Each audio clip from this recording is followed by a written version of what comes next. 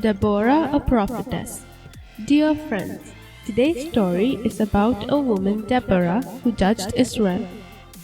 After Ehud died, Israel again forsook the Lord and did evil in the sight of the Lord. This time, God raised up Jabin, king of Canaan, who reigned in Hazor, against the Israelites, who mixed with the nations they sustained among them, and walked in their ways. The Israelites who got the land of Canaan as their inheritance did not completely destroy the Canaanites in many places. Some of them kept them for forced labor. Others, like Judah, were afraid of their iron chariots and did not destroy them. The same Canaanites came with the same chariots and oppressed Israel. The Canaanites they kept for their forced labor now made the Israelites do forced labor.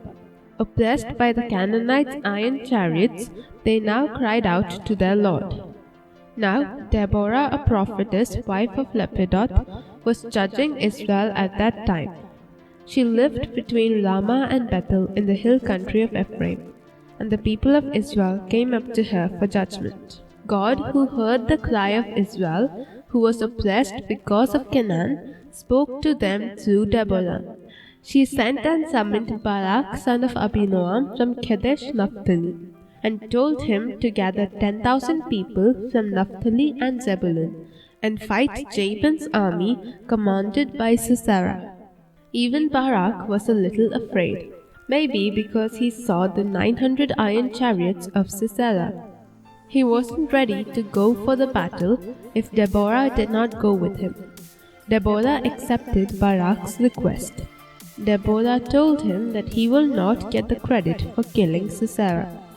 Thus Deborah arose and went up with Barak to Kadesh. And Barak called out 10,000 men from Zebulun and Naphtali, and went up to Mount Tabor.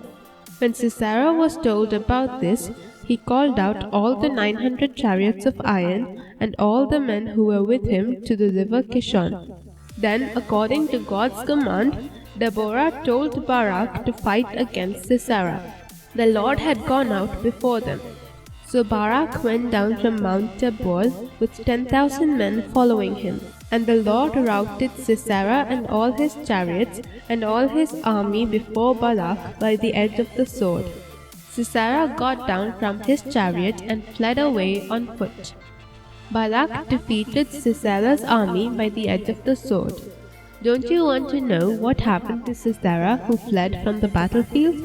Before that, there is another person we need to know. For that, let's go a little back.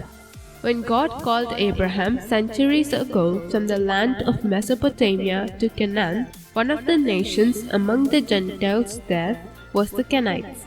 As time passed, when Moses fled from Egypt and came to Midian, he married the daughter of Reuel the Canaanite. One of them, Heber, left his Canaanite brothers and pitched his tent near Kadesh, which was the inheritance of Naphtali, and lived with his wife Jael. These Canaanites always had peace with Abraham's descendants. Similarly, there were friendly relations between the clan of Heber and Jabin the king of Hazor. It was to their tent Sisera fled. Jael went out to meet Sisera, who was exhausted, and welcomed him into her tent. He asked for water, and she gave him milk. She covered Sisera, who lay down exhausted. He told Jael to go stand guard at the doorway, and fell asleep. But Jael, Heber's wife, picked up a tent peg and a hammer, and went quietly to him while he lay fast asleep. She drove the peg through his temple into the ground, and he died. At that time, when Barak went in search of Sisera, Jael went out to meet him and welcomed him to the tent, and showed him Sisera dead. Thus the credit for killing Sisera went to Jael instead of Barak. On that day God subdued Jabin the Canaanite king before the Israelites. And the hand of the Israelites grew stronger and stronger against Jabin the Canaanite king until they destroyed him. Then Deborah and Barak son of Abinoam sang a song and praised God. Long back, when Israel crossed the Red Sea, Didn't Miriam the prophetess, the sister of Aaron, sing to the Lord, together with all the women, with tambourines and dancing? Likewise, even they sang in their happiness. Then the land had rest for 40 years. Then the people of God again did what was evil in the sight of the Lord. We will see who came up against Israel and what happened after that in the next story. God bless you.